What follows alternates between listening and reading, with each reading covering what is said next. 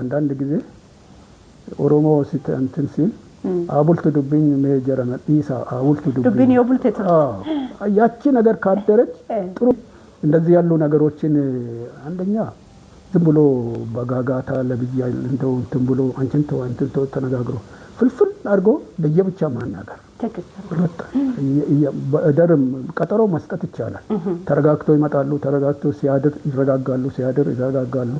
ስለዚህ ተረጋግቶ ግልጽ የሆነ ነገር ቁጭ አድርጎ በተለይ እንደው ሴትዮዋ ነች አንዳንድ ጊዜ በደል ወንድ ነው በደለኛ የሚሆነው ቁጭ አድርጎ ሴትዮዋ ለምርመራ ወንድ ነው የሚበደለው ጋሼ ወንድ ይበደላል ማደለም ሴትዮዋ ነች የምትበደለው ወንድ ነው አምባገነን ይሆናሉ ወንዶች በእውነት አንዳንድ ጊዜ አምባገነን የሚሆኑት ወንዶች ናቸው እንደፈለገ ወጥቶ መጨፈር አለ ወልቶ መብላት አለ ቤቱ ሽሮ ሲያርባቸው እሱ ቁርጥ ይቆርጣል እዛ ቦታ ላይ ቤት ውስጥ ምንም ነገር ሳይኖር ልጆች ተራቡ እሱ እንደዚህ ያሉ ትንክተኛ ወንዶች አሉ ያንን ነገር እንግዲህ ለማስታረቅ ለርቁ ላይ ነው መጣ ነው እንደዚህ ያሉ ነገሮች መሆንም የለበትም እኔ ቅድም ነገርሻለሁ ከጠጡ አብሮ መጠጣት ነው ከበሉ አብሮ መብላት ልጆች ከተፈጠሩ በኋላ ደግሞ ግማሽ ኪሎም ሲሆን ግማሽ ምናምን ነገር ቋጠር አድርጎ ይዞ መጥቶ አብሮ መብላት ነው ባልና ሚስት ብቻ ልጅ ከሌለ አብሮ ይዞ አንጠልጥሎ ጎን አድርገው አሁን ስታን እንትን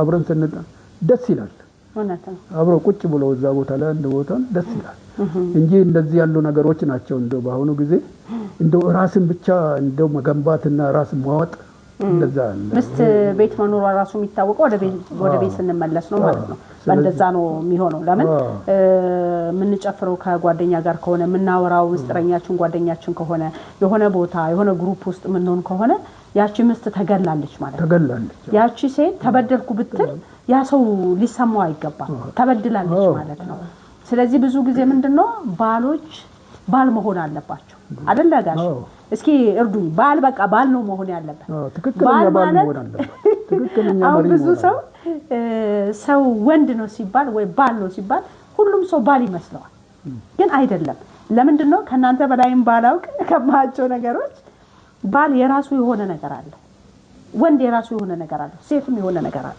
የራሱ አለ ብዙ ጊዜ አሁን ምንድነው እዚህ ሀገር ላይ እንደመፈክር የሚነሳው ሴት ልጅ ለባሏ ትታዘዝ ተብሏል ታዘዥኝ እንጂ አንቺ ከኔ በታች ነሽ አይነት ወሬ ነው የምናወራው ግን ሴት ልጅ ለወንድ ትታዘዝ ሲል መጽሐፍ ቅዱስም ይሁን ሌላ ወንድ ምን ያድርግን የተባለው የሚለውን ነገር አንወስድም ወንድ ደግሞ እንደራሱ ምንድነው የተባለው ይውደዳት ነው አይደል እንደራስ ሰው መውደድ በጣም ከባድ ነው መታዘዝ ግን ቀላል ነው ለምሳሌ እኔ እንደራሱ የሚወደኝ ወንድ እንዴት ነው ነው ማለት ታዘዘው አሁን እርሶ የሚታዘዙ የነበረው ቢቆጡ በደቂቃ የሚተው ሚንከባከቡ ድምጻቸው የማይሰማ የማይማቱ የማንቋሽሹ የማይሳደቡ ባል አሁን ለዚህ እንዴት ነው ሰው እኔ አሁን እንደዛ አይነት ባል ቢኖረኝ ምንድነው መታዘዝ አይደለም ሌላስ ባደርግ ስለዚህ እነዚህ ነገሮች መለየት መቻል አለብን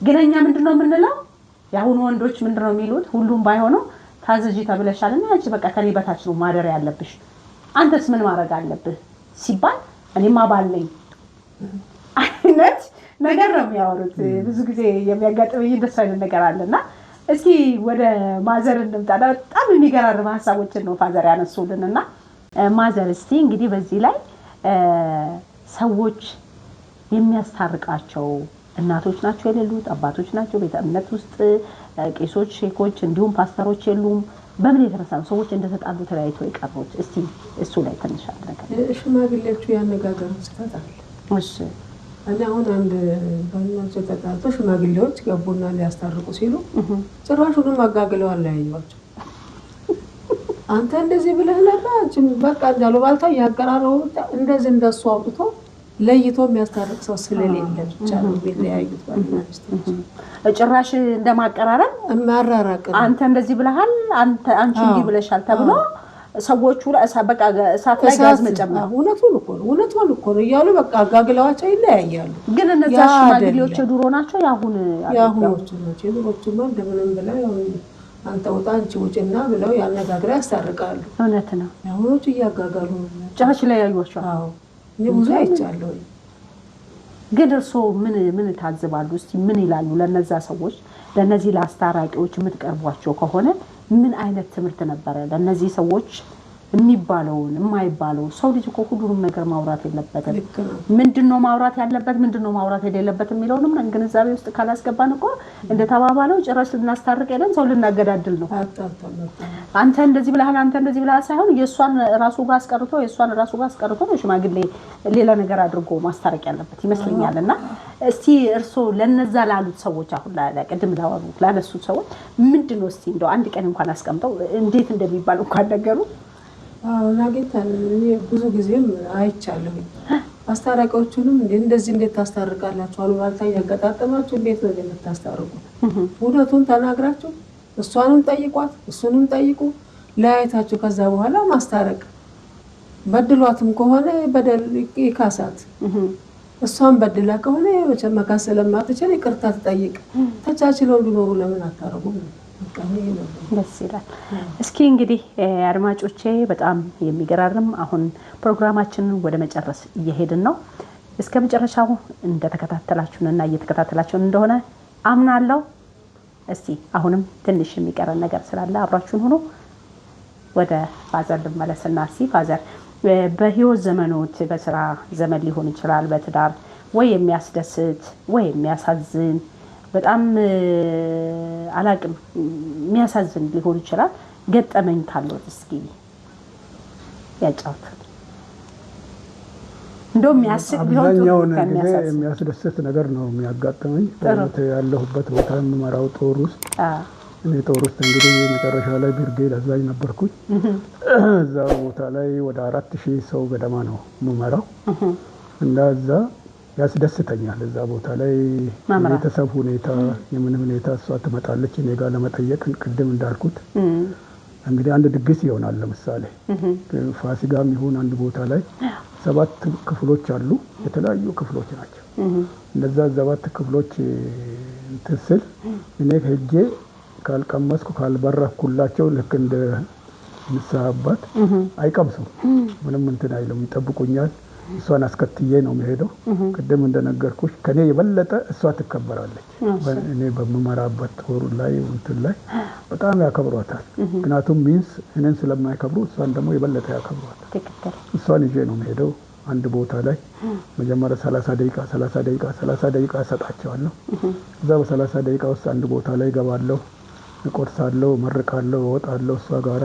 እዛም ሄጄ 30 ደቂቃ እዛም እንደዚህ ያሉ ነገሮች የፍቅር ሁኔታ ነው።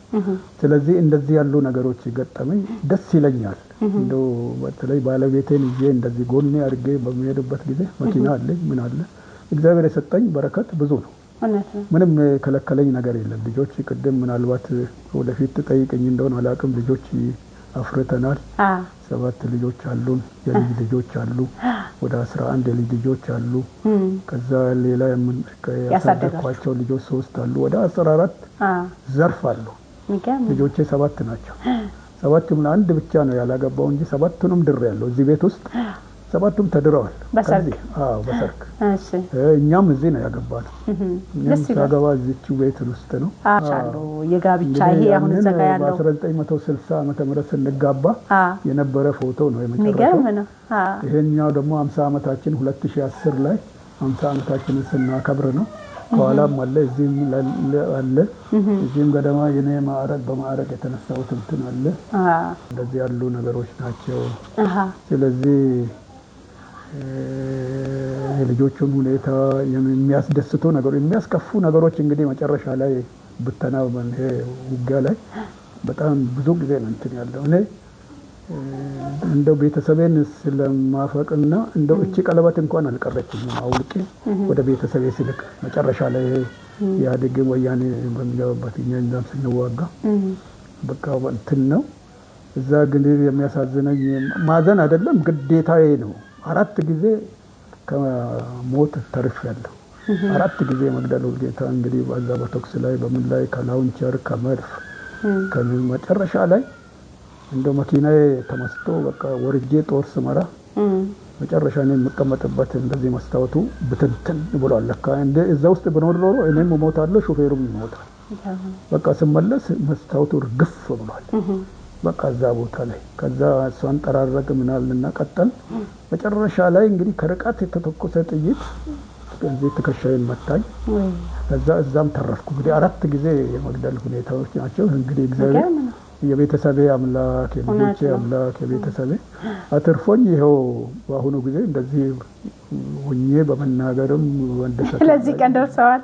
እግዚአብሔር ይመስገን። እንግዲህ ሌላ የሚያስደስት ነገር ነው። በአብዛኛው ይህን ያክል 50 ዓመት 57 ዓመት ስንኖር ከደስታ በስተቀር የተከፋውበት ጊዜ የለም። ይችኛው አጋጣሚ ነች። በሰፈርም ውስጥ ደስታ ነው፣ በቤትም ደስታ ነው። ከሰውም ጋራ ብዙ እንትን ይላል። እንደው ጠይቆ ብትረዱት እንጠይቃለን ይጻፋል ገና እና እንደዛ ነው። የሚያስደስት ነገር ብዙ አለ። ደስ ይላል። እስኪ ፋዘር የሆነ ነገር አስታወሱኝና የ50 ዓመት ልደታችሁ የጋብቻ ቆይታችሁ ላይ ገና በሰርግ እንደተጋባችሁ ነው የሰማሁትና ይሄ መረጃ በጣም እየገረመኝ ነበር እንደሰማሁትና እስኪ ምን ነበር እሱ ነገር? እሺ በ2010 ነው ያከበርነው 50 ዓመታችንን። ልክ እንደ ሰርግ ጊዜ ነው አልበም ተደርጎ ሁሉ ነገር እንትን ብሎ እዚህ እንትን ብለን ተሞሽረን ስንወጣ እዚህ ፎቶግራፉም እንደዚህ ቀረጻውም እንደዚሁ ነበር። እዚህ ተቀርጾ ምን ብሎ ነው የሙሽራ መኪናው ዲኮሬት ተደርጓል። ልጆቼ ሚዜዎች ናቸው ከበዋል። ከዚህ ስንወጣ ምን ኃይሎ ጋር ተብሎ ነው እንትን ያለው። ከዛ ድግሱ የተደገሰው ሆቴል ነው። እዚህ 11 ቀበሌ አንድ ጥሩ መናፈሻ እንትን አለች። እዛ ቦታ ነው የተዘጋጀው። መኪና አጃቢዎች አሉ። በመኪና ታጅበን ነው ነው እንግዲህ ያ እንደዛ ነው። ልክ ያገባን በ60 ዓመተ ምህረት ስንጋባና 2010 50 ዓመታችን ታከብሩ ልክ እንደ አዲስ ነው። ስለዚህ ያንን ነገር ገላጭ አንድ አልበም መረጃ አላችሁ? እስኪ ሊያው እስኪ እሰጥሻለሁ። የሚገርም ነው ይሄ በጣም ምን አይነት ስሜት ነበር? እስኪ ማዘር ይሄንን እያዩ ምን አይነት ስሜት ነበር? 2000 እንዴት ነበር? በጣም ነበር ደስ የሚለውና ከዚህ ነው ተሞሽረን የወጣ ነው። በስመ አብ እዚህ ከዙሪያው ቆሟል። ህዝብ ውጭ ሁሉ ቆሟል። ሀገር ልብስ አንድ አይነት ተለብሶ ቆሟል። አሁን ብቅ ስል ካባ ለብሼ በቃ እየተጨበጨበ ስንወጣ መኪና ነጭ መኪና ቀርባለ ዛሬ ነው የተጋባነው እያልኩ በቃ ማዘር ምን ተሰማዎት? በጣም እንጂ በጣም ደስታ ነው የሚያስደስት። ቅድም ካልሽውም ተጨማሪ ደስታ ይሄ ነው። በቃ በጣም ደስ ነው ያለኝ። እዛ ደግሞ ተሰብስበው ሲጠብቁ አባታችን አሉ። እዚህ ማርያም አስተዳዳሪ የነበሩ እሳቸው አሉ። እዚህ ላይ ፎቶግራፍም ላይ አለ። በቃ እሳቸው ሁሉ ተሰብስቦ ነው። እዚህ ሰፈር ውስጥ ያለ ሰው ምንም አልቀረም። መኪና ታዞላቸዋል። መኪና አለ። መኪና ጭኖ ሄደው እዚህ 11 ቀበሌ ነው ድግስ የተደገሰው። እዛ ተሰብስቦ በሙሉ ታዳሚዎች ትንሽ ዘግየት ብለን ነው ሄድነው። ስንመጣ ሙሉ ነው። በቃ ሰርግ ነው። ሰርግ ነው። ቢፌ ተዘጋጅቷል። ቪታሌ የሚባል ቢፌ ሰራተኛ አለ። እሱ ነው የእሱ ቡድን ናቸው ያዘጋጁት። ቢፌው እንደዚህ ሰርግ ነው። በቃ የሚገርም ነው። እንደዛ ተዘጋጅቶ ነው የጠበቀን። ያንን ከዛ በፊቱን የመጀመሪያው የጋብቻ ጊዜ ቀንን አስታወሱ በደንብ? አዎ። ምንድነው ያስታወሰው? ጎሽ እንኳን ጠየቅሽኝ። እሺ። የጋብቻ ጊዜ የተዘፈነ ዘፈን አለ። እሺ። ሽንጥና ዳሌ ሲታዩ ምናምን የሚል አለ። አብሮ ይዋያል። ሽንጥና ዳሌ ሲታዩ ምናምን አንድ ቆንጆ ዘፈን አለ። እሱ እንኳን አልቀረም። በቃ የዚህኛው የሚገርም ነው። የሚገርም ነው። አቀነባባሪ ኮምፒውተር ማለት ሲያምር ደግሞ ፎቶ አሁን ስኬት እንዳመጣ እንጃ። እኔ እሱን አምጥቶ ልክ እሷ ዘፈን ትዘፈን ነበረ። ተዘፈነ? አዎ።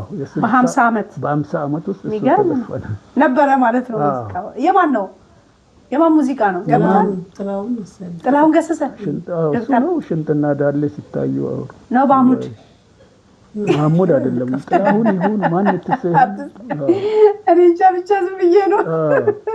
በጣም በቃ እሱ እንኳን አልቀረም። ይወዱታል ያንን ዘፈን አልበተዝታ ማዘር ይወዱታል። በዛ በወቅቱ አሁንስ አስታውሰው የለም ቀረ። እስኪ ወደ እርሶ ልምጣና ምን ነበር የተሰማዎት?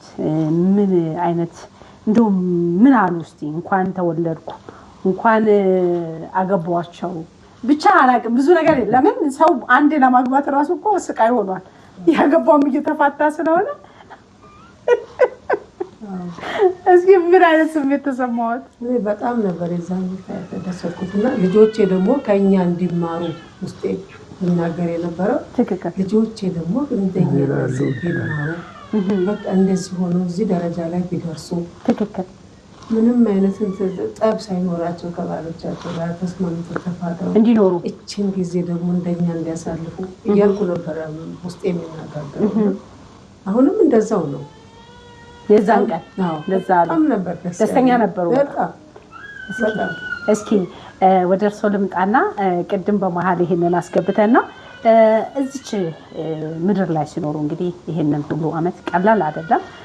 ገጠመኝ አለ። ቅድም ፋዘርን ጠይቄ ነበረ ወይ የሚያስደስት ወይ የሚያሳዝን። የሚያስደስት ግን ቢሆን እንደው ለምን ለሰዎች እንትብትና የሚያሳዝንም ከሆነ ደግሞ ሰዎች የሚማሩበት ሰዓት እራሱ በአንድ ጊዜ ተጣላን። እሺ ተጣላንና ማታ ነው አምሽቶ መጣ። አምሽቶ ሲመጣ የዛነት ብቻ የተናገርኩት እና ስጋ ተሸክሞ ነው ያመሸው። ሽንጥ ነው እኮ ተሸክሞ ያመሸው። ከዛ ማታ ይዞ መጣ። ቁረጭ አለኝ። ቆረጠ ሽንጥ። አሁን ማንች ሴት ስጋ ይዛ የምታስቆርጥ የለችም። ሽንጡን ተሸክሜ እሱ ቁጭ ላይ ቆርጣል። እኔ ቆሜ ያስቆርጠዋል። ይቆርጥ ቁጭ ያደረግና በይኔ አልበላም ችሎ አለ። ውሻ አለ መጣ። እሱ ቁጭ ላይ ጠብቀናል። ወረወረለት በላ። አሁንም ቢያለኝ አልበላም ሰጠው በላ። ሲል ሽንጡ አለቀ። እጄ ላይ ትንሽ ቀረች። እኔ ስማን አንሳልኩና ውሻው ችሎ ብለዋል። ሽንጡ አለቀ። ሽንጡ አለቀ። ሽንጥ ያሁኑ ሽንጥ በዛን ሰዓት አንድ ሽንጥ 18 ብር። 18 ብር በዛን ሰዓት ውድ ነበረ።